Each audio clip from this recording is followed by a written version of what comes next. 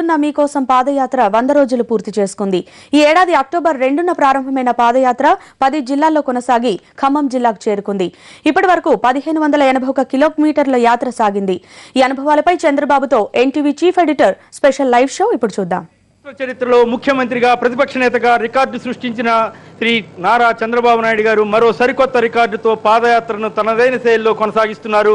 అభిమానుల సందడి, కోలాహలం మధ్య, ఆనందోత్సాహాల మధ్య ఖమ్మం జిల్లా మాదిరి గ్రామంలో చాలా ఉత్సాహభరితమైన వాతావరణంలో ఆయన పాదయాత్ర చేస్తున్నారు. ఇవాళంతా రాష్ట్ర ఎగ్జిక్యూటివ్ కమిటీ సమావేశం, విస్తృత స్థాయి సమావేశం, అలాగే పైలాన్ ఆవిష్కరణ 100 రోజుల పూర్తయిన సందర్భంగా, అలాగే రకరకాల కార్యక్రమాలతో ఉదయం నుంచి పూర్తి బిజీగా ఉన్న శ్రీ చంద్రబాబు గారు ఎన్టీవీకి ప్రత్యేక ఇంటర్వ్యూ ఇచ్చినందుకు ముందుగా వారికి ధన్యవాదాలు తెలియజేద్దాం. ముందుగా వారికి నమస్కారాలు తెలియజేసుకుంటూ, నమస్కారం చంద్రబాబు నాయుడు గారు. ముందుగా ఒకటి చెప్పండి, సరిగ్గా 30 ఏళ్ల క్రితం ఎన్టీఆర్ ఈ అధికారంలోకి వచ్చి ప్రమాణ స్వీకారం చేశారు. మీరు ఇప్పుడు అధికారం కోసం పోరాడుతున్నారు. ఈ పరిస్థితిని మీరు ఎట్లా విశ్లేషిస్తారు? ఈ పరిణామ క్రమాన్ని మీరు ఎట్లా చెప్తారు? చరిత్రలో కొన్ని సంఘటనలు కలిసి వస్తాయి. 30 ఏళ్లకు మనకు ఇదే రోజున, ఇదే నెలలో ఎన్టీ రామారావు గారు ప్రమాణ స్వీకారం చేయడం, అదే మరిగా నేను పాదయాత్ర పెట్టి కరెక్ట్గా 100 రోజుల్లో ఇక్కడికి రావడం, ఈ రెండు కూడా సింక్రనైజ్ అయినాయి. ఒక విధంగా చెప్పాలంటే ఇది అదృష్టంగా భావిస్తున్నా. ఇలాంటివి ఒక చరిత్ర సృష్టిస్తాయి. ఆ రోజు ఆయన ప్రమాణ స్వీకారం చేయడం కానీ, ఈరోజు 100 రోజులు సెలబ్రేషన్స్ నేను ఈ జిల్లాలో చేయడం కానీ, ఇవన్నీ కలిసి ఒక చరిత్ర సృష్టిస్తాయి. దానికి నేను ఆనందపడతాను. అంటే ఆ రోజు అధికారంలోకి వచ్చాడు ఆయన, ఈ రోజు మీరు పోరాడుతున్నారు. ఈ పోరాటం ఎట్లా సాగుతోంది? ఈ పాదయాత్ర అనుభవాలతోటి మీరు అధికారంలోకి వచ్చేస్తారనే ధీమా వస్తుందా? నేనేమంటానంటే, మీడియాలో మీలాంటి వాళ్ళకందరికీ అధికారం పైనే ఎక్కువ కాన్సన్ట్రేట్ చేస్తున్నారు. నేను ఇక్కడికి వచ్చింది ప్రజల సమస్యల పైన వచ్చాను, ప్రజల ఇబ్బందుల గురించి వచ్చాను. 100 రోజులు పూర్తి చేశాను. నేను చూడని అధికారం లేదు. అంటే ముఖ్యమంత్రిగా 9 ఏళ్ళు ఉన్నాను, ప్రజల దయ వల్ల. రెండోసారి మీరే ఇంతకుముందు చెప్పారు, ప్రతిపక్ష నాయకుడిగా ఉన్నాను. తెలుగుదేశం పార్టీ ప్రధానమంత్రుల్ని, ప్రెసిడెంట్ ఆఫ్ ఇండియాని ఎంపిక చేయడంలో కీలక పాత్ర పోషించాం. కాబట్టి పదవులు కాదు ఇక్కడ ముఖ్యం. ప్రజలు ఇబ్బందుల్లో ఉన్నప్పుడు నేను వారితో కలవగలిగాను, సంఘీభావాన్ని తెలియజేశాను, వాళ్ళ యొక్క సమస్యలు విన్నాను, వాళ్ళకి ధైర్యం చెప్పగలిగాను. దానివల్ల వచ్చే తృప్తి అధికారం వల్ల రాదు, ఇంకోటి వల్ల రాదు. అంటే మీరు కన్నోది నేనే చెప్తున్నాను. ఈరోజు మేము అధికారం కోసం పోరాడలేదని నేను చెప్పడం లేదు, అధికారం కోసమే పోరాడుతున్నాం. అధికారం వస్తే నేను చెప్పిన పనులనే చేస్తాం.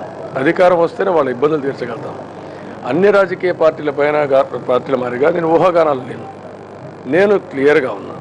ఎందుకంటే ఒకప్పుడు తెలుగుదేశం పార్టీ 17 ఏళ్ళు అధికారంలో ఉన్నాను. నేను ఈ రాష్ట్రంలో ఎవరికీ రానంత అవకాశం 9 ఏళ్ళు నేను ముఖ్యమంత్రిగా ఉన్నాను. ఆ రోజు చేసిన చరిత్ర తెలుగుదేశం పార్టీకి ఉంది. మళ్ళీ ఇవన్నీ చేస్తామనే నమ్మకం కూడా ప్రజల్లో ఉంది. ఈరోజు వాళ్ళలో చైతన్యం తీసుకొచ్చి వాళ్ళకి ముందు నడిపించాలని ఉద్దేశంతో నేను వచ్చాను. అది 100% నేను చేయగలుగుతున్నాను. ఆ సాటిస్ఫాక్షన్ నాకు ఉంది. కానీ చంద్రబాబు గారు అంటే ఒక పెద్ద వ్యూహకర్త, ఒక పెద్ద వ్యూహరచనా పరుడు అని అనుకునేవారం. మరి ఢిల్లీలో చక్రం తిప్పేవారు, హైదరాబాద్లో చక్రం తిప్పేవారు. ఇప్పుడు ఇక్కడ గ్రామాల అమ్మటబడి పాదయాత్ర చేయాల్సిన పరిస్థితి రావటం అనేది కొంచెం కష్టం అనిపిస్తుంది. మరి మీరు ఈ కష్టాన్ని మీరు ఎట్లా అర్థం చేసుకుంటారు? ఒకప్పుడు రాజులు కూడా 6 నెలలు, సంవత్సరం ప్రజల దగ్గర మారువేషాలు పోయేవాళ్ళు.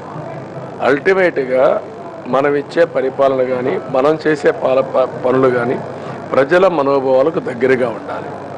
దీనికంటే అవకాశం ఇంకోటి లేదు. కఠినమైన నిర్ణయం ఎవరూ చేయలేరు, ఇంతవరకు ఎవరూ చేయలేదు, అది వేరే విషయం.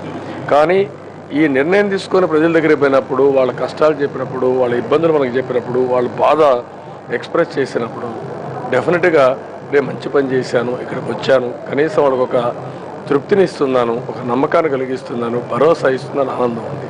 అంటే కానీ కొంతమంది ఏమంటున్నారంటే, మీరు ఏదో రికార్డు కోసం పాదయాత్ర చేస్తున్నారని, మార్నింగ్ వాక్లా చేస్తున్నారని, ఈవినింగ్ వాక్లా వ్యాహాళి చేస్తున్నారని, ఇట్లా రకరకాల వ్యంగ్య వ్యాఖ్యానాలు చేస్తున్నారు. మీరు ఇచ్చే సమాధానం?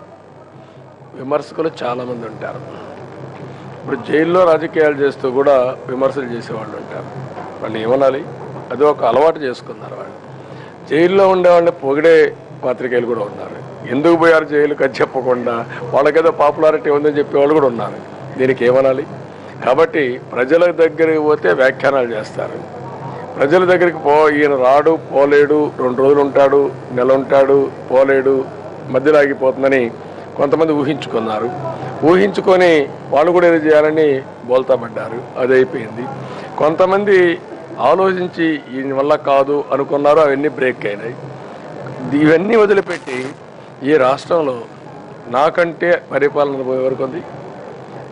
నేను కానీ మా పార్టీ చేసిన అచీవ్మెంట్స్ కంటే ఎవరి రాష్ట్రంలో చేశారు? మాట్లాడే వాళ్ళ అనుభవం ఏంటి, వీళ్ళ పరిస్థితి ఏంటి? పంచాయతీ బోర్డు ప్రెసిడెంట్ కూడా కానివాళ్ళు, లేకుంటే ఒక ఎమ్మెల్యే అయిన వాళ్ళు కూడా మాట్లాడే పరిస్థితికి వస్తే అంటే ప్రజాస్వామ్య బ్యూటీ అది. ప్రతి ఒక్కరూ విమర్శలు చేయొచ్చు. ఆ విమర్శల్ని ఎంతవరకు తీసుకోవాలి విశ్లేషకులు మీలాంటి వాళ్ళు ఆలోచించుకోవాలి. మీరు పాత్రికేయులని అంటున్నారు కాబట్టి నేను అడుగుతున్నాను. నిజమే, పాత్రికేయులు జైల్లో ఉన్న పొగిడారా తెగిరారా అనేది ఒక పక్కన పెడితే మరి 16 సీట్లలో 18 సీట్లలో 15 సీట్లు ఒక పార్టీకి ఇస్తే మీరు చెప్తున్నట్టు జైల్లో ఉన్న వ్యక్తికి ఇస్తే మరి ఆ వాళ్ళది కూడా తప్పేనంటారా? పొగిడిన పాత్రికేయులదే తప్పంటారా? డెఫినెట్గా ప్రజల్లో మభ్య పెట్టే ప్రయత్నాలు జరుగుతాయి. ప్రజలకు ఉండే ఇన్ఫర్మేషన్ కానీ వాళ్ళ దగ్గర సమాచారం కానీ ఆ రోజు ఉండే పరిస్థితుల ప్రకారం వాళ్ళు రియాక్ట్ అవుతారు. కానీ విజ్ఞులుగా చదువుకున్న వాళ్ళగా ఇంటలెక్చువల్స్గా మనం ఉంటాం. ఏది తప్పు ఏది రైట్ విశ్లేషణ చేయాల్సిన బాధ్యత ఉంది. సమాజాన్ని ఏ డైరెక్షన్ నడిపించాల్సిన బాధ్యత ఉంది. దీనివల్ల లాభ నష్టాలు, సర్క్యులేషను, వ్యూవర్షిప్ లేకుంటే ఓట్లు అవి కాదు ముఖ్యం. అది మీరు గుర్తుపెట్టారు. పాత్రికేయుల గురించి పత్రికల గురించి చర్చించవచ్చు, కానీ అది ఇప్పుడు మీ యొక్క మంచి కార్యక్రమం, మీరు ఒక పెద్ద కార్యక్రమంలో ఉన్నారు కాబట్టి ఆ ఇష్యూలోకి వస్తాం. అయితే మీకు మీరు అనుభవజ్ఞులు, దాంట్లో అనుమానం లేదు. బాగా అడ్మినిస్ట్రేషన్ చేశారని పేరు వచ్చింది. మీరంటే అందరికి గౌరవమే. కానీ కొంతమంది సామాన్యులు మీరు అన్నట్లుగా మా ప్రోగ్రాంలో కానీ వాళ్ళు ఫోన్ చేసి, సార్ కరెక్టే కానీ మాట కొంచెం తేడా, విశ్వసనీయత లేదా కొంచెం గట్టి మాట మీద నిలబడితే బాగుంటుంది ఇట్లా అంటారు. మరి ఆ విషయంలో మీరు ఏమైనా కరెక్ట్ చేసుకోగలిగారా? మీకు వచ్చిన ఫీడ్బ్యాక్ ఏంటి? ఇప్పుడు ఈ పాదయాత్రలో మీకు వచ్చిన ఫీడ్బ్యాక్? నేనేమంటానంటే, ప్రజలు నా పక్షాన ఉన్నారు. ప్రజలు తెలుగుదేశం పార్టీని నమ్ముతున్నారు. ఒక నీతివంతమైన పాలన ఇచ్చాం, సమర్థవంతమైన పాలన ఇచ్చాం, ఒక జవాబుదారితనం పాలన ఇచ్చాం అనేది ప్రజలందరూ విశ్వసిస్తున్నారు. అధికారం కావాలన్న వాళ్ళు, అధికార పార్టీకి దగ్గరుండి లేకుంటే ఆ పార్టీలకు ఫాలోయర్స్గా ఉండేవాళ్ళు విమర్శించాలి. కాబట్టి ఏ విమర్శిస్తున్నారు? విశ్వసనీయత. నా విశ్వసనీయత ఏమైంది?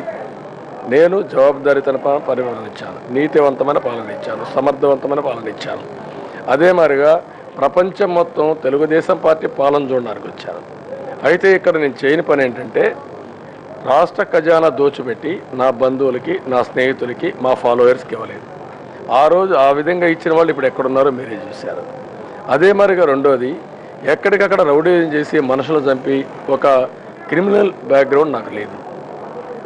మూడోది, ప్రజల ఆస్తులకు ట్రస్టీగా ఉంటూ ప్రతి ఒక్కటి కూడా బాధ్యతాయుతంగా పనిచేశాను, ఒక క్రమశిక్షణగా ఉన్నాను. ఇవన్నీ విశ్వసనీయత కాదు. ఏది విశ్వసనీయత? ప్రజలను మోసం చేయడం విశ్వసనీయత, దోచుకోవడం విశ్వసనీయత, దొంగ కంపెనీలు పెట్టుకోవడం విశ్వసనీయత, లేకుంటే అవినీతి పరులు కాపాడడం విశ్వసనీయత. ఇది మీకు విశ్వసనీయతకు డెఫినేషన్లు మార్చేశారు అందరూ. అంటే మీరు మీ కోణంలో చెప్తున్న మాట వాస్తవం కోణం కాదు, వాస్తవ కోణం ఇది. మీలాంటి విశ్లేషకులు ఆలోచించాల్సిన కోణం. అందుకని ఏవైతే ఈ తప్పుడు ప్రచారం చేసి మనుగడ సాధించాలనుకుందో నా పైన అవినీతి ఆరోపణలు చేయలేదు, అసమర్థులని చెప్పలేదు, కఠినమైన నిర్ణయాలు తీసుకోవాలని చెప్పలేడు. అదే నా పాస్ట్ ట్రాక్ రికార్డు. కాబట్టి ఏం చెప్పాలి? ఆయనకు విశ్వసనీయత లేదు అంటే ఈజీ. ఏంటి విశ్వసనీయత? దోచుకోలేదు, మాకు దోచిపెట్టలేదు, ఇది విశ్వసనీయత. కాబట్టి ఎప్పుడు కూడా ఒకటి గుర్తుపెట్టుకోవాలి, నిజం నిప్పు లాంటిది. కొన్నిసార్లు ప్రజలను మభి పెడతాం, ప్రలోభాలు పెడతాం, తప్పుడు ప్రచారాలు చేసుకుంటాం, అది శాశ్వతంగా ఉండదు. అంటే వాళ్ళు ఏమంటారంటే, మీరు కాంగ్రెస్ వాళ్ళు కలిసే జైలుకు పంపించారు, మీరు కాంగ్రెస్ వాళ్ళు కలిసే ఈడీ దగ్గరికి కూడా ఎన్నిసార్లు ఈడీ దగ్గరికి మీ ఎంపీ పార్లమెంటరీ పార్టీ నాయకుడు నామానాగేశ్వరరావుని ఎందుకు పంపించారు? మీ మాట వినే చిదంబరం ఇవాళ ఇదన్నీ చేస్తున్నాడు అని ప్రచారం చేస్తున్నారు.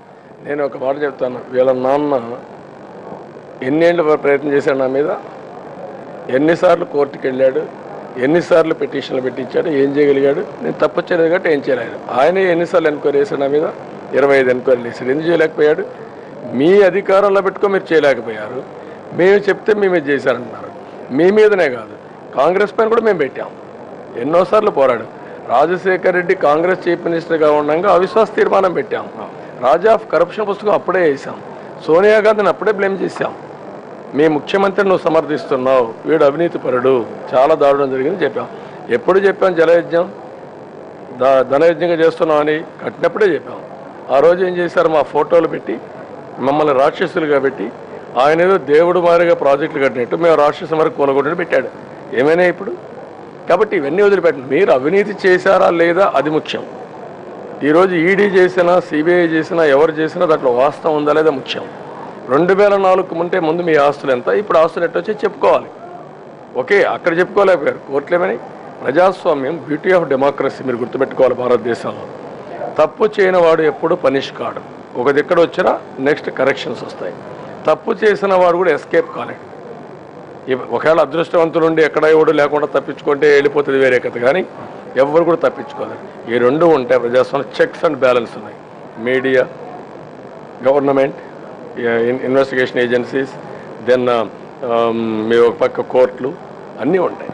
జగన్ ఆస్తుల్ని మొత్తం ప్రజలకు అందజేసేస్తానంటున్నారు. సూపర్ స్పెషాలిటీ ఆసుపత్రి ఇవాళ పేపర్లో వచ్చింది, మీరు చెప్పిన రాసుకుంటారు. నేనేమన్నానంటే బీహార్లో ఇదే మరిగా అవినీతి పాల్పడిన బిల్డింగ్లన్నీ అటాచ్మెంట్ చేసుకొని స్కూళ్ళు మార్చారు. ఒరిస్సాలో ఇదే మరిగా ఆస్తులు ఏవైతే ఇల్లీగల్గా ఉన్నాయో హాస్పిటల్గా మార్చారు. అదే మరి గవర్నమెంటే అవన్నీ తీసుకొని ప్రజలకు ఉపయోగించబడిన. నేను ఈ స్టాండ్ ఇప్పుడు కాదు, నేను ఎలక్షన్ మేనిఫెస్టోలో పెట్టాను. ఆ రోజే చెప్పాను, ఏవైతే అవినీతి పరుల ఆస్తులన్నీ రికవర్ చేసి మళ్ళా ప్రజలకు ఖర్చు పెడితే వాళ్ళకు ఉపయోగం ఉంటుంది, ప్రజలకు లాభం జరుగుతుంది. ఇక తెలంగాణ ఇష్యూకి వస్తే తెలంగాణ ఇష్యూలో ఎంతవరకు క్లారిటీ ఇవ్వగలిగారు? ఆయన మీరు ఎంత క్లారిటీ ఇచ్చామని చెప్పినా కూడా మరి మీ ప్రత్యర్థులు ప్రత్యేకించి టీఆర్ఎస్ కానీ కొంతమంది అదేమి లేదు, ఇంకా క్లారిటీ రావాలి, ధర్నాకు రావాలి, ఇట్లా రకరకాల డిమాండ్ చేస్తున్నారు. మీ స్పందన ఏమిటి? నేను టీఆర్ఎస్ కోసం రాజకీయాలు చేయడం లేదు. నేను తెలంగాణ పైన స్పష్టత 2008 లెటర్ టీఆర్ఎస్ కోసం చెప్పాల. నేను ప్రజల కోసం చెప్పాను. ప్రజల మనోభావాల ప్రకారం పనిచేస్తున్నాను. ఆ ప్రజలు విశ్వసించారు, అది నాకు ముఖ్యం. వీళ్ళ పునాదులు కదిలాయి, వీళ్ళ ఉనికికే ప్రమాదం వచ్చింది. ఏం చేయాలో దిక్కు తెలియడం లేదు. కావాలని ఇవన్నీ మాట్లాడే పరిస్థితికి వచ్చారు. కడాన మా మీటింగ్లో కూడా అడ్డుకోవాలని ప్రయత్నం చేశారు. అపహాస్యం అయిపోయారు. కేవలంగా ఇంటికి పోయే పరిస్థితికి వచ్చారు. ఆ విషయం గుర్తుపెట్టుకోవాలి. వీళ్ళ బలం ఎంత, వీళ్ళ శక్తి ఎంత, వీళ్ళ కథ ఏంటి వీళ్ళు చూసుకోవాలి. కానీ తెలుగుదేశం పార్టీ ఒక బలమైన పార్టీ, బలమైన క్యాడర్ ఉండే పార్టీ. మా పార్టీ జోలికి వచ్చి మేము ఎందుకంటే మొహమాటంతో గమనున్నాం తప్ప, లేకపోతే మా వాళ్ళు కన్నెర చేసి వీళ్ళు బయట కూడా ఇంట్లో నుంచి, అది గుర్తుపెట్టుకోవాలి. లేకపోతే మొన్నే 45 సీట్లు ఇస్తే వీళ్ళు గెలిచింది 10. అదే మా వాళ్ళకి ఇచ్చిన సీట్లన్నీ వన్ సైడ్ గెలిచాం. మరి ఇప్పుడు పరిస్థితులు మారిపోయాయంటారా? మొత్తం వాతావరణం మారిపోయిందా? అయితే కాంగ్రెస్ నేతలు ఉదాహరణకి మంత్రి శైలజానాథ్ కానీ వీళ్ళంతా కూడా మిమ్మల్ని సీమాంధ్ర ద్రోహిగా వర్ణిస్తూ ప్రచారం చేస్తున్నారు. మరి దాన్ని ఎట్లా మీరు తిప్పికొట్టగలరు? నేను ఒకటే చెప్తున్నాను, మేము 2008లో తీసుకున్న నిర్ణయాన్ని కట్టుబడి ఉన్నామని చెప్పాం. మీరు చేయమన్నాం. మళ్ళీ నేను మార్చలేదు. వీళ్ళమారిగా మార్నింగ్ ఒకటి, మధ్యాహ్నం ఒకటి, ఈ పక్క ఒకటి, ఆ పక్క ఒకటి నేను చెప్పలేదు. వాళ్ళు చెప్పుకున్నారు. అంటే 2009లో యూటర్న్ తీసుకున్నారనేది వారి ప్రచారం కదా. ఎప్పుడు నేను లెటర్ విత్డ్రా చేయలేదు కదా, ఆ మాట చెప్పాను కదా. ఎప్పుడో లెటర్ విత్డ్రా చేయలేదు. కానీ మీ పార్టీ ఎమ్మెల్యేలు రాజీనామాలు చేయటం ఇదంతా మీకు తెలియకుండా జరిగిందని వాళ్ళు ప్రచారం చేస్తున్నారు. ఎమోషనల్ అవన్నీ చేశారు. అవతల వాళ్ళు చేశారు, ఇతర వాళ్ళు చేశారు, కాంగ్రెస్ వాళ్ళు చేశారు, అందరూ చేశారు అక్కడుండే పరిస్థితులను బట్టి. కాబట్టి మేమన్నీ ప్రజలకు ఎక్స్ప్లెయిన్ చేస్తున్నాం, ప్రజలకు నాకు చెప్తున్నాం. అల్టిమేట్గా ప్రజాస్వామ్యంలో అంతిమ నిర్ణేతలు ప్రజలు. కానీ ఈ మధ్య ఆంధ్ర మేధావుల ఫోరం కన్వీనర్ ఒక ఆయన మిమ్మల్ని కలిసి మిగతా వాళ్ళకు కూడా సమన్యాయం చేయండి పెట్టమని అడిగితే మీరు పెట్టలేదట. అదే విజయమ్మ దగ్గరికి వెళ్ళి అడిగితే వెంటనే పెట్టారు. ఇతర ప్రాంతాలకు కూడా సమన్యాయం జరిగిందని చేయండి, మీ ఇష్టం, మీరు ఏదైనా చేయండి అని పెట్టారు. దానికి తేడా ఏంటి? మరి మీరు కూడా అలా పెట్టుంటే మీకు కూడా ఆ ప్రాంతంలో ఇబ్బంది లేకుండా ఉండేదేమో కదా. ఎవరు మోసం చేశారు? తెలంగాణ విషయంలో రాజశేఖర రెడ్డి ఏం మాట్లాడాడు? ఇక్కడ ఓటింగ్ అవుతానే నంద్యాల పోయి ఏం మాట్లాడాడు? అదే మరి ఎలక్షన్ అవుతానే ఏం మాట్లాడాడు? వివిధ సందర్భాల్లో ఏం మాట్లాడారు? అదే మరి జగన్మోహన్ రెడ్డి ఏం మాట్లాడాడు? ఇక్కడ పోవాలంటే ఒకటి మాట్లాడుతున్నాడు, అక్కడ రావాలంటే ఒకటి మాట్లాడుతున్నాడు. ఇలాంటి మాటలు నేను ఎప్పుడు మాట్లాడలేదు. నేను ఏది చెప్పినా కూడా ఒక స్పష్టత ఇస్తున్నా, దానికే కట్టుబడి ఉన్నా. గవర్నమెంట్ ఆఫ్ ఇండియా ఉంది, మీరు నిర్ణయం చేయమంటున్నారు. కరెక్టే. కానీ ఇప్పుడు అక్కడ సీమాంధ్రలో ఈ పరిణామంలో అఖిలపక్షం తర్వాత జరిగిన పరిణామాల్లో మీరు ఏం సమాధానం చెబుతారు? అక్కడ ప్రజలు ఏదైనా అడిగితే మీరు ఎట్లా రెస్పాండ్ అవుతారు? నేను చాలా స్పష్టంగా రెస్పాండ్ అవుతున్నాను. నేను కొత్తగా తీసుకున్న నిర్ణయం లేదు. నేను ఎప్పుడో తీసుకున్న నిర్ణయం, ఆ నిర్ణయానికి కట్టుబడి ఉన్నాను. తెలుగు వారి కోసం పెట్టిన తెలుగు పార్టీ తెలుగుదేశం పార్టీ. కాంగ్రెస్ 9 ఏళ్ళు ఏం చేశారో చూశారు. ఓకే, వైఎస్ఆర్ కాంగ్రెస్ ఏం చేశారో చూశారు. రాష్ట్రాన్ని దోచుకుని భ్రష్టు పట్టించి ఆంధ్రప్రదేశ్ రాష్ట్రానికి, తెలుగు జాతికే అప్రతిష్ట ఇచ్చారు. నేను చేయగలిగేది ఏ నిర్ణయం వచ్చినా నేను చాలా స్పష్టంగా అనేక సందర్భాలు చెప్పాను. ఒక నిర్ణయం చేశాం, ఆ నిర్ణయానికి ఎలక్షన్లో పోయాం, ఆ నిర్ణయానికి కట్టుబడి ఉన్నాం. కేంద్రం ఏ నిర్ణయం తీసుకున్నా దానిపైన మేము ముందుకు పోతాం. అయితే అన్ని ప్రాంతాల్లో ఉండే తెలుగు వారికి న్యాయం చేయడం తెలుగుదేశం పార్టీ బాధ్యత. ఆ నిర్ణయంతో ముందుకు పోతున్నాం. ఇంతకీ ఏమవుతుందని మీరు అనుకుంటున్నారు? తెలంగాణ వస్తుందనుకుంటున్నారా? రాష్ట్రం సమైక్యంగా ఉంటుందనుకుంటున్నారా? ప్యాకేజ్ ఇస్తారనుకుంటున్నారా? ఏం జరుగుతుంది? మీకు కూడా ఢిల్లీ నుంచి సంబంధాలు చాలా ఉంటాయి కదా. నాకు సంబంధాలు పెద్దగా లేవు ఢిల్లీ నుంచి. అది మీలాంటి అంటే మీరు వేరే అర్థంతో అనుకో దయచేసి. కాంగ్రెస్ వాళ్ళతో ఉన్న అనుభవం ఇచ్చా కాంగ్రెస్ వాళ్ళు ఏమైనా చేయొచ్చు, నాకేం తెలియదు. తెలియని దానిపైన ఊహాగానాలు చేయడం కూడా కరెక్ట్ కాదు. ఒక సున్నితమైన విషయం పైన మీరు అడగడం కరెక్ట్ కాదు, నేను చెప్పడం కరెక్ట్ కాదు. ఊహాగానాలు అంటే మిమ్మల్ని చెప్పమనంట్లా, మీకు ఊహాగానాలు కరెక్ట్ కాదండి. అంటే వాళ్ళు అన్నారని చెప్పినా కూడా అది ఊహాగానం అవుతుంది. అంటే నెల రోజుల్లో పరిష్కారం అయిపోతుందని అంటున్నారు కదా, మీరు నమ్ముతున్నారా? నమ్ముతున్నామంటే వాళ్ళు పరిష్కారం చేస్తా ఉన్నారు, చేయాలి. నేను కూడా అదే చెప్పాను. ఒక అనిశ్చిత పరిస్థితి ఉంది, అనిశ్చిత పరిస్థితి తొలగించండి. రాష్ట్రానికి ఇది కూడా ఒక శాపంగా వీళ్ళు నేను చెప్పిన లెటర్లో ఇవన్నీ పెట్టాను. మీ అవినీతి, అసమర్థత, ఫైనల్గా అనిశ్చిత పరిస్థితి అన్నీ కలిపి రాష్ట్రం భ్రష్టు పట్టింది. ఈ సమస్య పరిష్కారం చేయమని చెప్పాం. అయితే ఇక ముఖ్యమంత్రి కిరణ్ కుమార్ రెడ్డి గారి మీద మొదటిసారిగా మీరు ఒక 400 కోట్ల అవినీతి ఆరోపణ చేశారు. వాళ్ళు కూడా తీవ్రంగా మీ మీద విరుచుకుపడుతున్నారు. ఇదంతా మీరు పాదయాత్రలో ఏదో అయిపోయి మాట్లాడుతున్నారని చెప్పి వారు అంటున్నారు. అంటే ఇన్ని కష్టాలు పడతా అది ప్రజల్లో బ్రహ్మాండంగా స్పందన వచ్చింది కాబట్టి వాళ్ళు చూసి భరించలేకపోతున్నారు. నేను అడుగుతున్నా, ఏ రాష్ట్రంలో అయినా 31,000 కోట్ల రూపాయలు పవర్ సెక్టర్లో 5 ఏళ్లలో పెంచిన సందర్భాలు చరిత్రలు ఎక్కడ ఉన్నాయా? ఇది అసమర్థ కాదా? అవినీతి కాదా? ఇది ప్రజలకు నమ్మక ద్రోహం కాదా? 2009 ఇదే చెప్పలేదు నేను. 2009 కంటే ముందు 15,000 కోట్ల రూపాయలు బకాయిలు పెట్టాడు రాజశేఖర రెడ్డి. 14 రూపాయలకు యూనిట్ కొన్నాడు రాజశేఖర రెడ్డి. అదే మాదిరిగా ఆయన పీపీఎల్ అన్నీ సమీక్ష చేస్తాడు. సమీక్ష చేసి డబ్బులు తీసుకొని వాళ్ళకే ఇచ్చాడు. రెండోది 14 రూపాయలు యూనిట్ పెట్టుకొని వాళ్ళకి ఇచ్చేసాడు. ప్రైవేట్ పవర్ ప్రాజెక్ట్స్కి విపరీతంగా ఇన్సెంటివ్స్ ఇచ్చాడు. నేను అడిగింది ఏంటి, ఇప్పుడు మొత్తం 2004 నుంచి ఏం జరిగింది చెప్పండి. కాదు మీరు చెప్పాలి కూడా 94 నుంచి ఏం జరిగింది చెప్పండి. దేశానికే ఆదర్శంగా నేను సంస్కరణ తీసుకొచ్చాను. ఎవరు చేయని విధంగా కఠినమైన నిర్ణయాలు తీసుకొని ఆ డిపార్ట్మెంట్ బాగు చేశాను. 94లో కరెంటు కొరత ఉంటే 2004 కరెంటు మిగులు తీసుకొచ్చాను. అదే మరి గడియారం చూసుకుంటే కరెంట్ ఎట్లా ఇవ్వాలని ఇచ్చి చూపించాం. ట్రాన్స్ఫార్మర్లో ఆన్లైన్ మీటర్ రీడింగ్ కూడా పెట్టించాం. ఇలాంటి చాలా చేశాం. అవి చేసిన తర్వాత మీరు వచ్చి మొత్తం భ్రష్టు పట్టించి 2007, 2006 అప్పటి నుంచి మేము చేసిన ఫలితాలు మీరు అనుభవించి అక్కడి నుంచి ఈ యొక్క భారం అంతా ఇప్పుడు ఒకటేసారి తీసుకొచ్చి 31,000 కోట్ల రూపాయలు వేసే పరిస్థితి వస్తే 32,000 కోట్లు ఎవడైనా భరించగలిగే పరిస్థితి ఉందా? ఇందులో ఏం జరిగింది? అవినీతి జరిగింది. సకల జనుల సమ్మె వచ్చింది. ఒక బాధ్యత కలిగిన ప్రభుత్వం, అధికార యంత్రాంగం వీళ్ళంతా ఒక 2 నెలలకు 3 నెలలకు కావాల్సిన బొగ్గు ఉండాలి కదా. వాళ్ళు ముందే నోటీస్ ఇచ్చారు కదా. ఎందుకు బొగ్గు తెచ్చుకోలేకపోయారు? ఇంపోర్టెడ్ బొగ్గు తీసుకొచ్చి విపరీతంగా రేట్లు పెట్టి మీ ఇష్ట ప్రకారం చేసి డబ్బులు కొట్టేస్తే ఏమనాలి వెళ్ళి. అదే మరిగా విశాఖపట్నం ఎన్టీపీఎస్ ఉంది, మన సింహాద్రి ఎన్టీపీసీ ఉంది. అందులో మేము 1000 మెగావాట్స్ మన రాష్ట్రానికి డెడికేటెడ్ యూనిట్ తీసుకొస్తే అది ఎక్స్పాన్షన్ పోతే అదే ఫార్ములా కదా. ఎట్లా వాళ్ళ ఆర్ఎస్యూనే కదా. ఎందుకు మారిస్తే మీరు గమనున్నారు? మీకు రాష్ట్ర ప్రయోజనాలు పట్టు ఇష్ట ప్రకారం చేస్తున్నారు. ఇప్పుడు కిరణ్ కుమార్ రెడ్డి గారు ఎగిరి పడుతున్నారు. వీళ్ళ తమ్ముళ్ళు ఇద్దరిని పెట్టుకొని వసూలు చేయడం కరెక్ట్ కదా. ఎక్కడికి పోతున్నారు ఇవన్నీ? మీ దగ్గర నిర్దిష్టమైన ఆధారాలు ఉన్నాయా? డెఫినెట్గా రాజకీయాల్లో మేము ఏది చెప్పాం, ఎవరు వసూలు చేస్తారో అవన్నీ కూడా పెడతాం. ఎవరెవరు వసూలు చేస్తున్నారో కూడా పెడతాం. అవన్నీ చెప్తాం.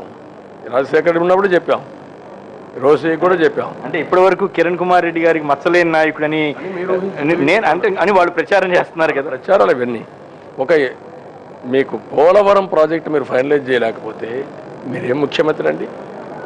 అంటే ఒక్క పోలవరం ప్రాజెక్టు ఇన్ని విమర్శలకు వచ్చి ఇన్ని సార్లు వస్తే దాన్ని కూడా చేయలేని ముఖ్యమంత్రి ఎందుకు నువ్వు చేయాలి? డబ్బులు లేవు ఎందుకు పిలిచావు? టెండర్ పిలిచావు ఎందుకు? అపహాస్యం. 2 సార్లు 3 సార్లు ఎవ్రీ టైం ప్రతి ఒక్కటి ఇదే పని పెట్టుకొని డబ్బులు అనుకుంటే ఇదే మరి వస్తాయి. అయితే మీరు విద్యుత్ ఛార్జీల వివాదం అప్పుడు మీ టైంలో వచ్చింది పక్కన పెట్టినా మీకు ఆ మంచి పేరు ఉన్నమాట వాస్తవం. ఏది టైంకి కరెంట్ ఇచ్చారు, బాగా పర్ఫెక్ట్గా చేయడానికి ప్రయత్నం చేశారని. ఇప్పుడు నిజంగానే మీరు అధికారంలో రాగలిగితే నిజంగా చేయగలిగే పరిస్థితి వస్తుందా? అది ఎట్లా సాధ్యం? ఇంత గందరగోళంగా అయిపోయిన తర్వాత మీరు మాత్రం ఏం చేయగలుగుతారు? లేదు ఫలానా చేస్తే అవుతుందని మీరు చెప్పగలరా? అంటే అడ్మినిస్ట్రేషన్లో స్పష్టత ఉంటే ఆటోమేటిక్గా సమర్థత, స్పష్టత. నేను 94 కంటే ముందు కరెంటు కొరత ఉంది. అక్కడి నుంచి నేను సంస్కరణలు భారతదేశంలో ఎక్కడా తీసుకురాని విధంగా నేను తీసుకొచ్చాను. అన్ని sub stations, power generation stations కానీ ట్రాన్స్కో కానీ డిస్ట్రిబ్యూషన్ కంపెనీస్ కానీ అన్నిటికీ జవాబుదారితనం పెట్టా. పై నుంచి కింది వరకు మానిటర్ చేశాను. ఫ్రీగా కరెంట్ ఇవ్వాలంటే ఇవ్వలేము, లేకపోతే ఇంకోటి చేయాలంటే చేయలేము. కానీ క్వశ్చన్ ఏంటంటే అన్ని రాష్ట్రాల కంటే మెరుగైన పాలన ద్వారా ఖర్చు తగ్గించి సమర్థవంతంగా పనిచేసేవారు. ఈరోజు అన్నీ పోయినాయి. Cost effective. ఇప్పుడు ఉదాహరణకు మీకు ఇది ఉంది, విండ్ పవర్ ఉంది, సోలార్ పవర్ ఉంది. ఏం చేస్తున్నాడు ముఖ్యమంత్రి? అందులో కూడా సిండికేట్స్ ఏంటండి, దాంట్లో కూడా ఒక వ్యక్తికి ఇచ్చి ఆ వ్యక్తి దగ్గరికి పోవాలి ఎవరైనా డెవలప్ చేసుకోవాలంటే. ఎక్కడన్నా ఉన్నాయి ఇలాంటి పాలసీ? ఎవరు ఆ వివరాన్ని చెప్తారు? అవన్నీ కూడా ఇస్తాం, అప్రోప్రియట్ టైంలో పెడతా అన్ని. అప్రోప్రియట్ అంటే సోలార్ పవర్లో కుంభకోణం జరుగుతుందనేది మీ నిర్దిష్టమైన అభియోగం. ప్రతి ఒక్క దాంట్లో వీళ్ళకి కావాల్సినవన్నీ చేసుకోవడానికి ఏమేం కావాలో అవన్నీ చేసే పరిస్థితి వస్తున్నారు. నేనేమంటే విండ్ పవర్, అనంతపూర్లో విండ్ వస్తుంది, ఎంత ఉంది, ఎంతమంది పెట్టిండదు అందరినీ పిలవండి, ఎవరి కావాలో పెట్టుకోమనండి. మళ్ళీ ఒకటి మ్యానుఫ్యాక్చర్కి ఇవ్వడం, వాడి దగ్గర ఆలోచించబడడం, వాడిపై మళ్ళీ వాటి పిలిచి ఒక్కొక్కరికి ఇవ్వడం. కానీ ఇప్పుడు ఈ పరిస్థితుల్లో ఇంత గందరగోళమైన పరిస్థితుల్లో మీరు 9 గంటలు ఉచిత విద్యుత్ ఇస్తామంటున్నారు. ఎలా జనం నమ్మగలరు? చెప్పాను మీకు, ఇమ్మీడియట్గా 9 గంటలు వస్తుందని చెప్పడం. నేను మళ్ళీ కష్టపడి ఇవన్నీ స్ట్రీమ్లైన్ చేసి ఫస్ట్ ఆఫ్ ఆల్ దీన్ని రివర్స్ వేదని స్టాప్ చేయాలి. అక్కడి నుంచి పవర్ మేనేజ్మెంట్ చేయాలి, అక్కడి నుంచి అదనంగా ఉత్పత్తి చేయాలి, అక్కడి నుంచి పర్ఫెక్ట్ ఇవ్వాలి. కనీసం ఎవాక్యువేషన్ లైన్స్ కూడా తీసుకుని వీళ్ళే ముఖ్యమంత్రి అండి. నార్త్ ఇండియాలో తక్కువ కరెంట్ వస్తే ఆ లైన్స్ ముందుగానే రిజర్వ్ చేసుకుంటే తక్కువ ధరకు వచ్చేది, అవి కూడా తీసుకోవాలా. ఎన్ని అంటే ఒక లీడర్ అన్నప్పుడు విజువలైజ్ చేయాలా, ముందుగానే ఊహించుకోవాలా, ప్రత్యామ్నాయ మార్గాలు ఆలోచించాలా, ఏది చేస్తే కాస్ట్ ఎఫెక్టివ్గా పవర్ సప్లై అవుతుందో ఆలోచించుకొని ఇచ్చే పరిస్థితి ఉండాలి. నిన్న ఒక ఆయన వచ్చాడు ఖమ్మం నుంచి, నాకు వచ్చి కలిశాడు ఇక్కడ మరిపేట దగ్గర గ్రానైట్ ఫ్యాక్టరీ. అతను దండం పెట్టిన కాంగ్రెస్ అండి, మిమ్మల్ని చూడడానికి వచ్చాను, నాశనం అయిపోయామండి మేమందరం, మొత్తం గ్రానైట్ ఫ్యాక్టరీస్ అన్నీ అయిపోయినాయి, ఇంకా మా జీవితంలో మేము కోలుకోలేం. ఈ 1.5 year 2 yearsలో కరెంటు లేదు, అప్పులు పెరిగాయి, వడ్డీ పెరిగింది, డిఫాల్టర్స్ అయ్యాం, చాలా ఇబ్బంది వచ్చింది. ఇండస్ట్రీ పోయింది, అగ్రికల్చర్ పోయింది, చదువుకోవాలంటే పిల్లలకి అన్ని విధాలు నష్టపడ్డా. ఇప్పుడు కూడా అందరూ అడ్మినిస్ట్రేషన్ ఇవ్వలేరండి, అందరూ లీడర్షిప్ ఇవ్వలేరండి, అందరూ మాట్లాడతారండి, కావాలంటే అందరూ దోచుకోగలుగుతారండి. అవి వేరే. రియల్ అడ్మినిస్ట్రేషన్ వచ్చినప్పుడు, రియల్ ఛాలెంజెస్ వచ్చినప్పుడు, ఇష్యూ మీద పరిష్కారం చేయాల్సి వచ్చినప్పుడు అంత ఈజీగా విడిచేయండి. కానీ మీరు పాదయాత్రలో దొరికిన హామీ అల్లా, మీకు గుర్తుకొచ్చిన హామీ అల్లా ఇస్తున్నారని 60,000 కోట్ల రుణాలని రద్దు చేసేస్తామని ఎట్లా చెప్తున్నారు? ఇది ముఖ్యమంత్రి పదే చెబుతున్నారు. ఇదంతా నమ్మొద్దు, ఇది కేవలం అధికారం కోసం ఆయన చేస్తున్న తంటాలు తప్ప ఇంకోటి కాదు. ఆయన నమ్ముతారు. ఆయన నమ్మినా నమ్మకపోయినా మీరు చెప్పండి, కేంద్రం చేయాల్సిన పని మీరు 60,000 కోట్లు రుణాలు ఎట్లా మాఫీ చేయగలుగుతారు? దాన్ని ఎట్లా భర్తీ చేస్తారు? ఈ హామీలు మీరు ఎట్లా రుజువు చేసుకుంటారు? 42 పార్లమెంట్ సీట్లు మాకు వచ్చాయని కేంద్రంలో కూడా గవర్నమెంట్ మేము వ్యాపారం చేస్తాం. ఓకే. రెండోది ఎట్లా చేయాలో నేను ఆలోచిస్తాను. హైటెక్ సిటీ వస్తుందని మీరు అనుకున్నారా? సెల్ ఫోన్లు ఈరోజు గొర్రెలు కాసేవాళ్ళు కూడా సెల్ ఫోన్ ఉపయోగిస్తారు, మీరు ఊహించారా? That is our imagination. ఈరోజు రైతులు అప్పుల ఉబిలో ఉన్నారు, వాళ్ళు ఇబ్బందుల్లో ఉన్నారు. ప్రతిరోజు ఒక 5-6 మంది ఆత్మహత్యలు చేసుకుంటున్నారు. వాళ్ళు అప్పుల ఉబి నుంచి బయట తేవడం కర్తవ్యం అవునా కాదా? అవును, గవర్నమెంట్కి బర్డెన్ అవుతుంది. బర్డెన్ అయితే దీన్ని రీపేమెంట్ షెడ్యూల్ పెట్టుకుంటాం. 8,000 కోట్లు ఉన్నప్పుడు ఆదాయం బ్రహ్మాండంగా చేశాం. ఇప్పుడు 150,000 కోట్లు వీళ్ళ అవినీతి మారిస్తే, కంట్రోల్ చేస్తే 3 times ఎక్కువ పనులు అవుతాయి. కరెక్టే. కానీ మీరు ఎన్ని చెప్పినా అసలు కేంద్రం ఒప్పుకోవాలని ఒకటి, సరే మీరు 42 సీట్లు గెలిచే పరిస్థితి వస్తుందా? ఒకటి వస్తున్నా అది సాధ్యం అవుతుందా? అంటే మీకు ఇక్కడే ప్రాబ్లం వస్తుంది అనేది కొంతమంది వ్యాఖ్య. అంటే మీరు హామీలన్నీ ఇచ్చేసేస్తున్నారు, గతంలో మీరు ఏమైతే వ్యతిరేకించారో ఆ హామీలన్నీ ఇప్పుడు ఇస్తున్నారు అన్నీ కాదు. నేను ఏమంటానంటే, నేను చాలా స్పష్టంగా ఆ రోజు కూడా సంపద సృష్టించాలనుకున్నాను. మీకు 2-3 విషయాలు ఉన్నాయి, మీరు కూడా విశ్లేషకులు కొంచెం డెప్త్కి వెళ్ళాలి. మీరు అందరితో మాట్లాడి ఆ మాటల్లో వచ్చే చర్చల ద్వారా మీరు కూడా ప్రభావితం అయిపోతున్నారు. ఆర్థిక సంస్కరణలు పెట్టక మునుపు ఇండియాలో ఒక పద్ధతి ప్రకారం సోషలిస్టిక్ ప్యాటర్న్ ఆఫ్ ఎకానమీ ఉండేది. అది 91 వరకు ఉంది. 91 నుంచి సంస్కరణలు వచ్చాయి. సంస్కరణలు వచ్చిన తర్వాత సంపద వచ్చింది. సంపద వచ్చింది కానీ మిస్యూజ్ అయ్యింది. ఒక లీడర్షిప్ కరెక్ట్గా లేకుండా పోయేదాని వల్ల లక్షల కోట్ల రూపాయలు దోచుకుంది. ఇప్పుడు ఒక ఎగ్జాంపుల్ ఉంది. కోలంతా ఇష్ట ప్రకారం ఇచ్చారు. ఎవరికి ఇచ్చారు? వ్యాపారం చేసుకునికి ఇచ్చారు. అదే పవర్కి కానీ కోల్ కానీ టైఅప్ చేసుంటే ఈ ప్రాబ్లం వచ్చేదా? టైం బౌండ్ ప్రోగ్రామ్ పెట్టి ఈ పవర్ ప్రాజెక్ట్ నీకు ఇస్తా, ఈ కోల్ నీకు వస్తుంది, ఇది వాడు, ఇంత డబ్బులు ఇవ్వాలి అని మీరు కానీ పెట్టుంటే, పాలసీ కానీ డిసైడ్ చేసుంటే ఎవడు ఫైనాన్షియల్ పవర్ పెట్టుకునేవాడు. దాంతో మీకు కరెంటు కూడా ఇబ్బంది ఉండేది కాదు. రెండోది నాప్తా పోయింది, ఇప్పుడు గ్యాస్ ఇస్తా ఉన్నారు, గ్యాస్ రాలేదు. ఎప్పుడైనా మళ్ళా ప్రధానమంత్రి రివ్యూ చేసి ఈ సమస్యలు ఉన్నాయి, ఈ సమస్యలు ఏమారి చేస్తాను ఆలోచించాడా? ఆలోచించలేదు. ఈరోజు ఏంటి? కరెంటు సమస్య వచ్చింది. మూడోది ఆర్థిక అసమానతలు పెరిగాయి. ఈరోజు గ్రామీణ మొత్తం ఆర్థిక పరిస్థితి చిన్నభిన్నం అయిపోయింది. ఒకప్పుడు గ్రామాలు ఏముండేటివండి? సెల్ఫ్ సఫిషియన్సీ ఉండేది. అందరూ కూర్చొని ఊర్లో అన్ని కులాలు అన్ని వండి అందరూ కలిసి చేసుకున్నాడు. ఇప్పుడు అవన్నీ ఇబ్బందులు వచ్చాయి. దీనివల్ల కన్జ్యూమర్ ప్రోడక్ట్ పెరిగింది, ఇబ్బందులు వచ్చాయి, సమస్యలు వచ్చాయి. ఇక్కడ నేను చెప్పేది ఏంటంటే ఆర్థిక అసమానతలు పెరిగినప్పుడు ఆర్థిక అసమానతలు తగ్గించవలసిన బాధ్యత ప్రభుత్వాలపైన ఉంటుంది. అది ట్యాక్సేషన్ ద్వారా, ఇన్సెంటివ్ ద్వారా, లేకుంటే ఇలాంటి క్రైసిస్ వచ్చినప్పుడు ఈరోజు మనం ఇన్ని మాట్లాడుతున్న రైతులకు నేను ఇది చేస్తే అని ఎన్ని లక్షల కోట్ల రూపాయలు రైట్ ఆఫ్ చేస్తున్నారండి వీళ్ళకి, ఇండస్ట్రీకి. చేయొద్దని అంటలే, కానీ మీకు రాష్ట్ర స్థాయిలో ఉన్న నాయకుడిగా మీకు ఎట్లా సాధ్యం అవుతుంది అనేది కిరణ్ ప్రశ్న. వాడి ప్రశ్న అది, ఆయనకు అర్థం కాదు. ఆయనకు అర్థం కాదు మరి మాట్లాడతాడు. నా ఆన్సర్ చెప్తాను, చేసి చూపిస్తా. హైటెక్ సిటీ వస్తే ఎగతాళి చేశారు, నగదు బదిలీ పెడితే ఎగతాళి చేశారు. రాజశేఖర రెడ్డి మాట్లాడాడు, వాయులాల్ రవి మాట్లాడాడు, చిరంజీవి మాట్లాడాడు. ఇది ఎక్కడుందని ఇప్పుడు నా ప్రోగ్రామ్కి వచ్చారు అందరూ. కాబట్టి మీరు గుర్తుపెట్టుకోవాల్సింది ఏంటంటే ఇది ఒక క్లిష్టమైన సమస్య, రైతుల సమస్య. డెఫినెట్గా రైతులకు వ్యవసాయం లాభసాటిగా తయారు చేయడంలో నేను ముందుకు పోతున్నాను. గిట్టుబాటు ధర ఇవ్వాలి. దానికి మొదటి ఫేస్ వచ్చి రుణమాఫీ వచ్చేస్తాం. ఎఫ్డిఐల విషయంలో మీ పార్టీ కాస్త ఇబ్బంది పడినట్లుంది. మీ పార్టీ ఎంపీలని కొందరు ఓటు వేయకపోవటం ఇదంతా కాస్త మీకు చికాగ్గా మారినట్లుంది. మీ పార్టీ నాయకులే కొంతమంది వ్యాఖ్యానిస్తున్నారు. సీమాంధ్ర వైపు నుంచి మా నోరు నొక్కేస్తున్నారు, వాళ్ళు ఓటు వేయిన వాళ్ళు మీ పక్కన తిరుగుతుంటే కూడా మీరు తిరుగుతున్నారు అని వ్యాఖ్యానిస్తున్నారు. ఆ పరిస్థితి, ఆ పరిణామ క్రమం నుంచి బయటపడినట్లేనా? రాజకీయాల్లో చాలా వస్తూ ఉంటాయి. అసెంబ్లీ ఉంది మాకు, అసెంబ్లీలో కూడా ఓటేయాల. అదే మరిగా పార్లమెంట్ ఉంది, మా వాళ్ళు అక్కడ కూడా విప్పివాళ్ళ. మొన్న కొన్ని ఇది కూడా వచ్చింది మాకు, ఏది వర్గీకరణ వచ్చింది, దానిపైన కూడా అందరూ ఉంటే గవర్నమెంట్ పడిపోయేది. ఇలాంటి కొన్ని వస్తూ ఉంటాయి.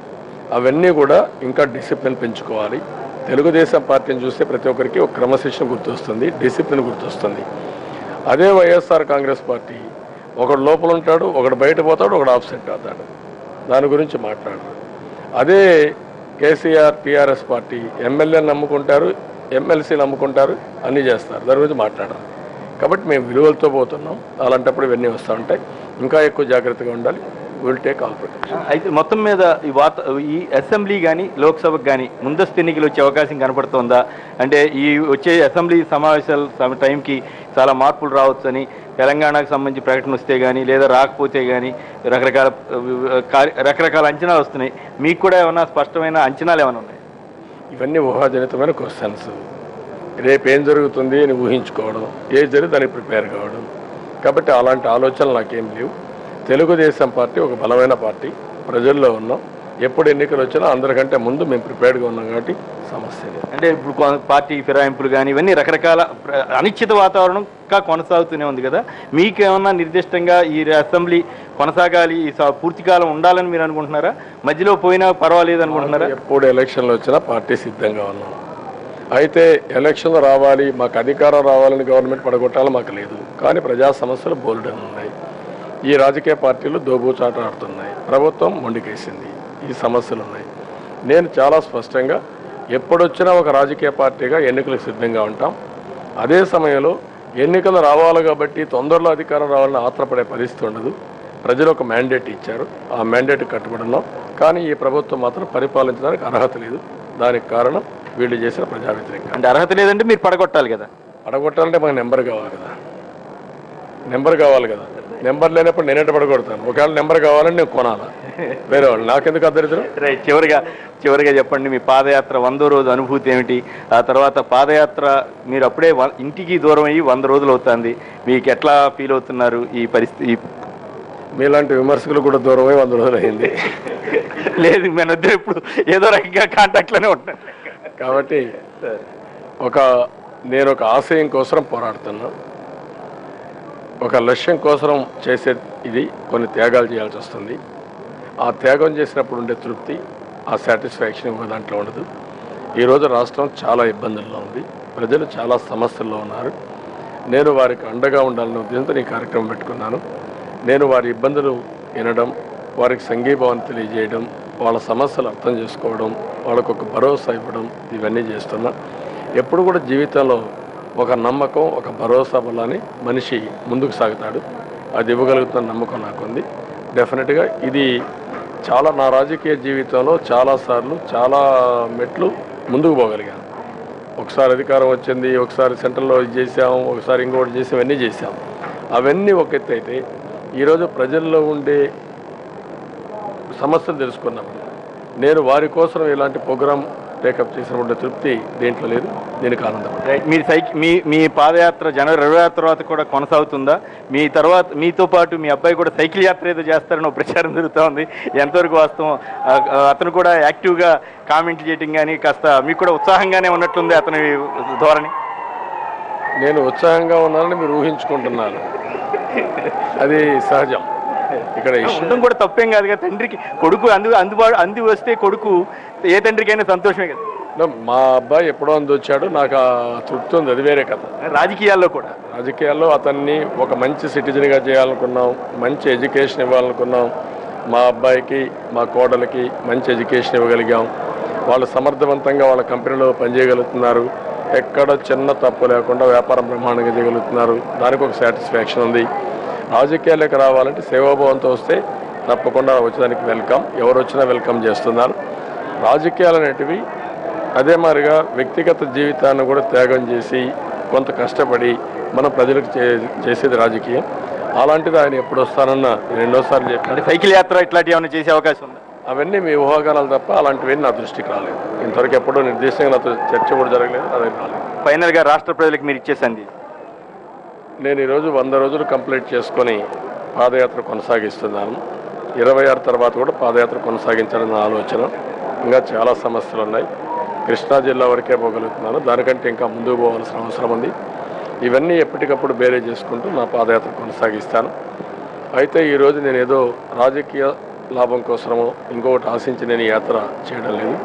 ప్రజల ఇబ్బందులు చూసిన తర్వాత, సమస్యలు చూసిన తర్వాత వాళ్ళకి అండగా ఉండాలన్న ఉద్దేశంతో నేను ఈ కార్యక్రమాన్ని చేపట్టాను. ప్రజలందరికీ ఒకటే విజ్ఞప్తి చేస్తున్నా, ఏదైతే నేను చేపట్టిన ఈ పాదయాత్ర ఒక పవిత్రమైన భావంతో చేసింది. ధర్మాన్ని కాపాడడానికి, నీతిని కాపాడడానికి, అవినీతికి వ్యతిరేకంగా పోరాడడానికి నేను చేసే పోరాటం ఇది మరో ఆర్థిక స్వాతంత్రం కోసం నా పోరాటం. కాబట్టి ప్రజలందరూ అర్థం చేసుకోవాల్సిన అవసరం ఉంది. అర్థం చేసుకొని నిండు మనసుతో సహకరించమని ప్రజలు 100 రోజుల పాదయాత్రికుడైన నారా చంద్రబాబు నాయుడు గారు సంచలనాత్మకంగా 63 ఏళ్ల వయసులో కూడా ధైర్యంగా, సాహసంగా నడుస్తున్నటువంటి తీరు ప్రజలందరి దృష్టిని ఆకర్షిస్తోంది. మరి తెలుగుదేశం పార్టీని అధికార సోపానం వైపు ఈ పాదయాత్ర నడిపిస్తుందా, ఏం జరుగుతుందన్నది భవిష్యత్తులోనే చూద్దాం. అయితే చంద్రబాబు గారు అయితే ఒక దృఢమైన సంకల్పంతో, దీక్షతో ముందుకు సాగుతున్నారు. వారికి శుభాకాంక్షలు, అభినందనలు తెలియజేస్తూ, వారికి ధన్యవాదాలు తెలియజేసుకుంటూ నమస్కారం చంద్రబాబు గారు. ఇది నేటి చంద్రబాబు నాయుడు గారితో ప్రత్యేక ఇంటర్వ్యూ. నమస్కారం. వస్తున్న మీకోసం పాదయాత్ర 100 రోజులు పూర్తి